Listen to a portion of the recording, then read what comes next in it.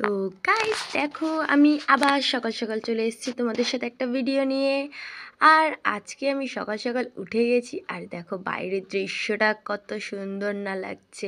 এমনিতে শীতকালের দৃশ্যটা খারাপ লাগে না। আর এখানে দেখো শীতকালে সকাল সকাল উঠে আমি এখানে একদিকে গোলা রুটি করছি, একদিকে দুধ গরম করে নিয়েছি চা বসাবো বলে। তো আজকে আমার দিদা ছিল, কালকে দিদা এসছিল, যেহেতু ওই জন্য আজকে একটু তাড়াতাড়ি উঠে গেছি। এমনিতে আমি এত তাড়াতাড়ি ওঠার মেয়ে নই। তো যাই হোক, এখানে আমি দেখছো কি সুন্দর করে গোল গোল করে গোলা রুটি করলাম আর এই যে এখানে চা বানিয়ে নিচ্ছি। এমনিতে কী বলো তো, সকাল সকাল উঠতে বেশ ভালোই লাগে। আসলে উঠি না তো ওই জন্য না উঠে উঠে না একটা খারাপ অভ্যাস হয়ে গেছে। তাও উঠি না বলতে কি 10টা সাড়ে 10টার মধ্যে আমি উঠে যাই।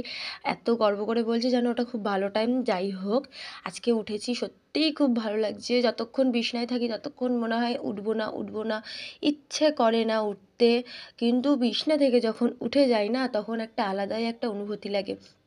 মনে হয় যে আর শোবো না, উঠে গেছি, একটা আলাদাই দৃশ্য লাগে। সকালের দৃশ্য তো তোমরা অবশ্যই জানবে যারা যারা সকাল সকাল ওঠো। আর আমার তো না উঠে উঠে একটা বাজে অভ্যাস হয়ে গেছে। সেখানে তো এখন কি করব, অভ্যাস তো আমাকে ভাঙাতে তো হবেই। তার মধ্যে দিদা এসেছে, দিদার সামনে তো দেরি করে উঠলে হবে না। জানোই তো আজকালকার একটু বয়স্ক লোকেদের একটু কিচির কিচির কিচির কিচির থাকে। আর কিচির কিচির শুনে তো আমার তো একদমই পছন্দ না, আমার ওইসব কিচিরমিচির শোনা। তাই জন্য ওরা কিছু বলার আগে আমি উঠে গেছি। আর তো এখানটা একবার করে একটু নিজেকে দেখাচ্ছি যে কেমন লাগছে। সকালবেলা উঠি না তো। আর আমি তো একটু আগের থেকে অনেকটাই মোটা হয়ে গেছি, জানি না আমার রোগ টোগ আছে কি না। আর রোগ মানে সেরম রোগ না, তোমরা আবার উল্টোপাল্টা ভেবো না। আই মিন থাইরয়েডের কথা বলছি। হয় না মোটা থাইরয়েড, রোগা থাইরয়েড। এবার এখনও পর্যন্ত আমি চেক আপ করিনি। তো চেক আপ করলে জানিও না কি বেরাবে না বেরাবে। হয়তো ভয়তে করিনি, নাকি আমি খেয়ে খেয়ে এরম মুটকু হচ্ছে কী জানি। তোমরাই হয়তো বলতে পারবে, যাদের রোগটা আছে তারা অবশ্যই বুঝতে পারবে যে অ্যাকচুয়ালি এটা কেন হয়, বা কার হলে কীরকম হয় সেটাও বুঝতে পারবে। যাই হোক, তোমরা প্রার্থনা করো আমার যাতে কোনো রোগ টোগ না হয়। খেয়ে খেয়ে মোটকু হলে তো আলাদা ব্যাপার, কিন্তু রোগ টোগ হলে তো বুঝতেই পারছো না, যাদের আছে তারা একটু হলেও বুঝবে আমার দিকটা, এই আর কি। তো দেখো, তোমাদের সাথে অনেকটাই গল্প করতে করতে আমার প্রায় গোলা রুটি করা হয়ে গেছে এখানটায়। আর দেখো কি সুন্দর করে গোল গোল করে গোলা রুটি করে নিয়ে যায়। সত্যি বলতে কি না, আমি না এত সুন্দর গোলা রুটি করতে পারি না, কিন্তু অত সুন্দরও না যতটা আমি তোমাদেরকে বলছি। জাস্ট গোল গোল যেরকম সিম্পল।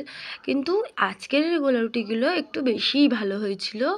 আর জানি না কেন, হয়তো আমার দিদা খাবে বলে। আরে দেখো, আরেকদিকে তোমরা দেখতে পাচ্ছ আমি ননস্টিকের কড়াতে আমি চা বসিয়েছি। মানে আমার মাথায় কতটা পরিমাণে, মানে আমি গবেট হলে যা হয় আর কি। তো যাই হোক, আমি গবেট তো তোমাদের কি। তো যাই হোক, কড়া থেকে দেখো আমি একটু অল্প দুধ কাটিয়ে নিলাম আমার বাবুর জন্য। যেহেতু ওকে ঘুম থেকে উঠলে ওকে আমি দুধ সুজি খাওয়াই সকালে করে টিফিনে। আর ও তো এখন ঘুমাচ্ছে, দেখুন হাফ রাত। আর এখানে দেখো আমি একটু দুধ কাটিয়ে আমি একটু জল মিশিয়ে একটু চা বসিয়ে দিলাম। আর আমি একটু চাটা আবার কি ভালোভাবে না ফুটলে, বা একটু দুধটা বেশি থাকবে, একটু ঘন দুধের চা যেটাকে বলে, আমি ওরকম না হলে না আমার ঠিক একটু ভালো লাগে না গো, বিশ্বাস করো। যাই হোক, দেখো তোমাদের সাথে কথা বলতে বলতে আমি চাটাও এখানে বসিয়ে দিলাম প্রায়। আর বসিয়ে এখানে চা পাতা চিনি পরিমাণ মতন সব দিয়ে দিলাম। আর না দিলে তো কিছু করার নেই, না দিলে তো আর চা খাওয়া হবে না। তাই জন্য ওখানটা আমি সব মিশিয়ে পরিমাণ মতন দিয়ে দিলাম। আর তোমরাও দেখো আমি ননস্টিকের কড়াতে কীরকমভাবে চাটা করি। কে কে ননস্টিকের কড়াই চা করে চা বানিয়ে খাও বা খেয়েছো, আমাকে অবশ্যই কমেন্ট করে জানিও, অবশ্যই। কারণ আমার তো একটা পার্টনার চাই না, নয়তো আমিই তো সবার কাছে একটা হয় না প্রেস্টিজ, ওটা পড়ে যাবো।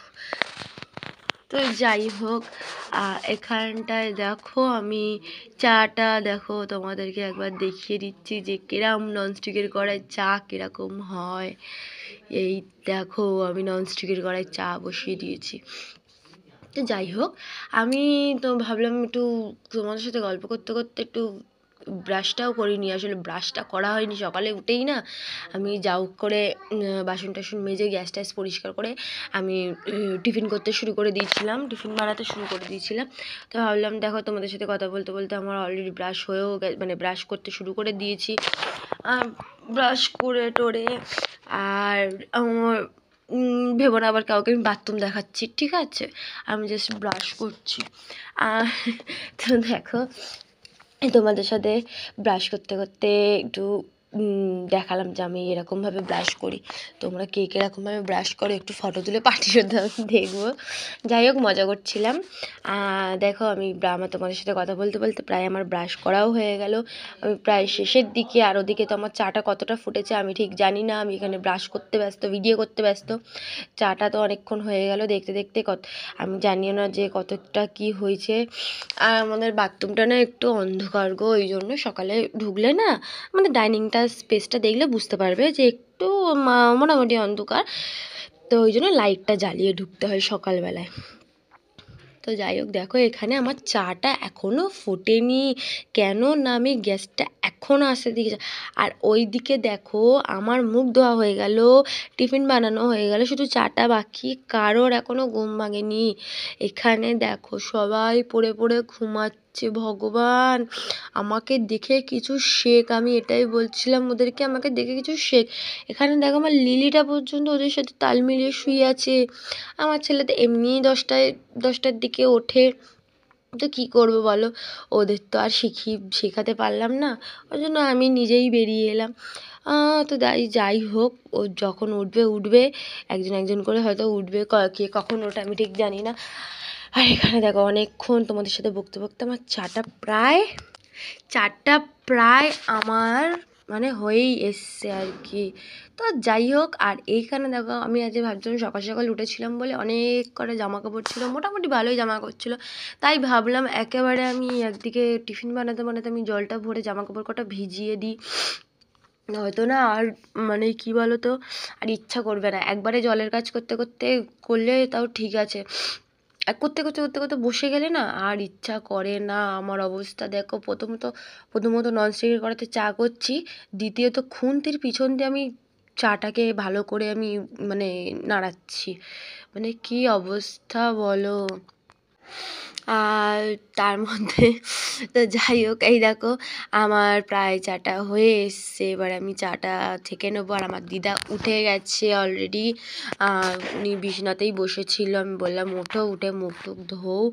আর এখানে দেখো দিদা মুখ টুক ধুয়ে আমার সাথে দিদা চা খেতে বসে গেছে, আমিও চা খাচ্ছিলাম, দিদাও চা খাচ্ছিল গোলা রুটির সাথে। উফ, সকালবেলায় গোলা রুটি দিয়ে চা কার না ভালো লাগে। আমার বেশিরভাগ বিকালবেলাটা ভালো লাগে, সকালবেলাটা আমার অতটাও ভালো লাগে না, যেহেতু সকালবেলা একটু বেশি সকালের দিকে খেলে না হুট করে গা গুলিয়ে যায়।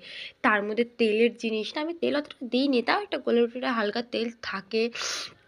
আর দেখো তোমাদের সাথে আমি কথা বলতে বলতে বলতে বলতে এত বক বক করছি, তার মধ্যে আমার কাচাকুচি হয়ে গেছে, কিন্তু তোমাদের দেখাতে পারিনি। আর আমার বরমশাই দেখো সবার লাস্টে চা খাবে বলে চাটা ঠান্ডা হয়ে গেছে বলে আবার আমাকে চাটা গরম করতে বসাতে হয়েছে। ভগবান, এরা কত কাজ করায় আমাকে দিয়ে। যাই হোক, দেখো আমার বরকে এখানে আমি চাটা দিয়ে দিচ্ছি ঢেলে, আবার বারবার গরম করতে হয়ে যায়। শীতকালে না এমনিতেই ঠান্ডা জিনিস না ভালো লাগে না। আমি অবশ্য নিজেই বললাম আমি গরম করে দিচ্ছি, ও বলছিল ঠান্ডাটাই দিয়ে দে। আমি বললাম না, ঠান্ডাটা কেন দেবো, গরমটাই দেবো, গরম করেই দেবো। শীতকালে এমনিতেই কারোর ভালো লাগে না। একটু সকাল সকাল উঠেছিল, একটু আমার বাবু স্কুলের জন্য একটু কথা বলতে যাবে বলে, তা ওই জন্য ওকে আমি ডেকে চা গোলা রুটি আমি দিয়ে দিলাম। আর তারপর দেখো আমার বাবু উঠে গেছিলো, ওই জন্য ওর খাবারটা আমি এখানে বসিয়ে দিয়েছি এক দাঁত দিয়ে। আর দেখো এখানে উঠে গোলা রুটি ওকে দিয়েছি, ও হাফ ওর পিছনে ছড়িয়েছে আর গোটাটা ওর সামনে রেখে ওর মতন ও ফোন ঘাঁটতে ব্যস্ত। মানে কি বলবো, ওকে নিয়ে আমি আর পারি না। আর দেখো আমি এখানে মানে ওকে আমার খাওয়াতে খাওয়াতে আমার খাওয়ানো শেষ হয়ে গিয়ে আমি ঘর মুছতেই শুরু করে দিয়েছি।